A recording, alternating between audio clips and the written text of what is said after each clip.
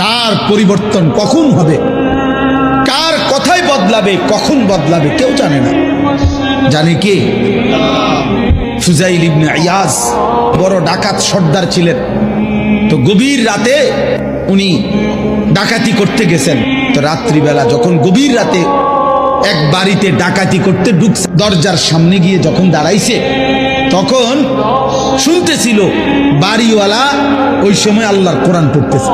উনি দরজায় দাঁড়াইয়া শুনতেছে যে বাড়িওয়ালা ভিতর থেকে আল্লাহর কোরআন পড়তেছে, আলাম ইয়ানি লিল্লাযীনা আমানু আন তাখশা কুলুবুহুম লিযিকরিল্লাহ। এই এক আয়াত ওনার কলিজা ছিদ্র করে ফেলছে। উনি পিছন দিকে ফিরে এসে আর চিৎকার করে দুই হাত তুলে বলছে, আয় রব, আয় মাওলা, সময় হলো, হয়েছে সময়, আমি আর এই নাফরমানির জিন্দেগি করব না, দিলাম ছাইড়া।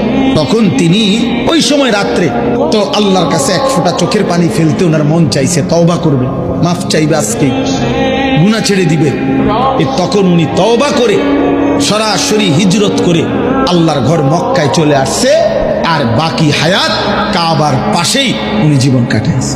এরপরে উনি হইছেন সাইয়্যিদুল আউলিয়া, আউলিয়াদের সর্দার। তাইলে বললাম আর কি, যে কোনো কথা, কোনো এক আচরণ, কোনো এক শব্দ অনেক সময় চেঞ্জ করে ফেলে, জীবন তুলপার করে ফেলে, জীবন পরিবর্তন করে ফেলে।